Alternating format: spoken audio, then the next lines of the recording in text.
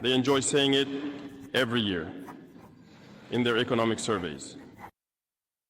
Burkina Faso is the poorest country, Mali is the poorest country, Niger is the poorest country. We are ranked among the last.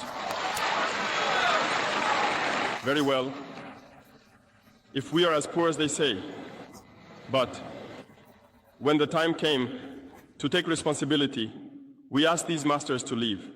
Why don't they want to leave?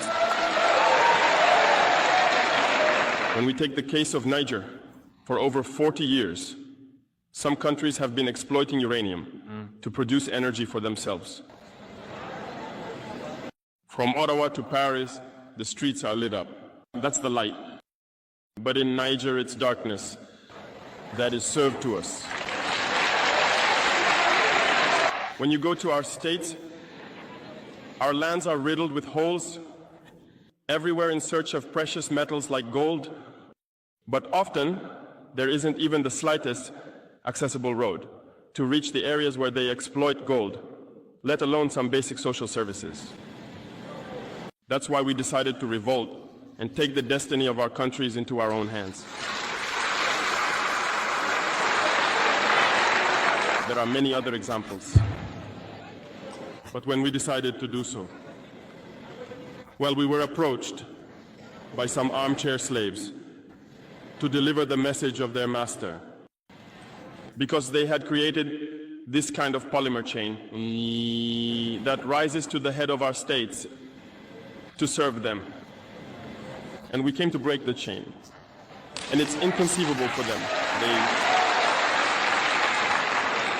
They approached us and asked us to fall in line, to become part of the elite that must lead Africa.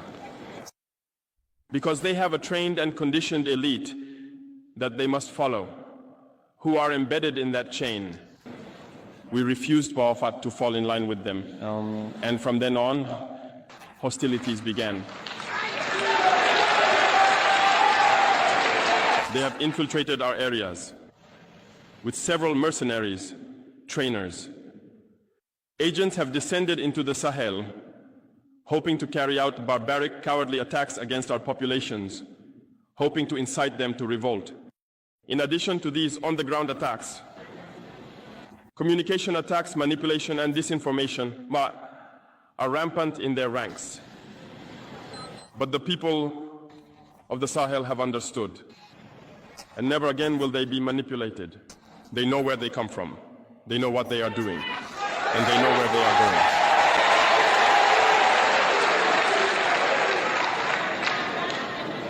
We will no longer allow this.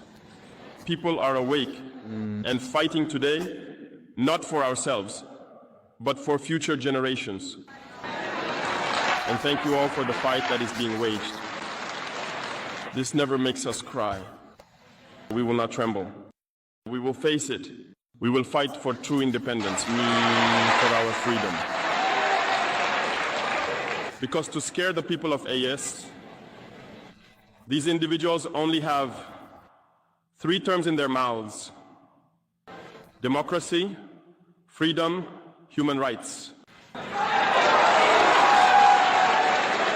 Of course, their local lackeys are only elected in a democratic, free and transparent process, according to them, their values. What could be more normal? That they want to impose this on us, because they are the ones who set the rules. Very well, we have decided to take responsibility for ourselves. That's why on July 26, 2023, when Niger decided to turn the page, the armchair slaves and their masters got on their high horses. They put their local lackeys forward and decided to wage a war against the Nigerian people. So we said, anyone who dares to attack Niger will face us, because we will wage a relentless war to the last drop of blood against anyone who dares to attack our states. This statement, this decision we made yesterday, is relevant today, and will be relevant tomorrow and forever. Thus, the AES was born on September 16th, 2023, within a framework of mutual defense. But we deemed it necessary to extend and expand the architecture of the AES. What brings us together today should allow us to venture into other areas beyond defense, notably finance and economy, infrastructure, health, education, and so on.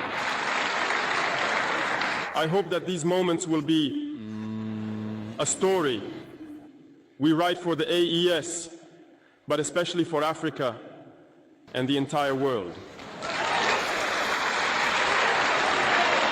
May God enlighten each and every one of us. May God inspire us in these tasks entrusted to us.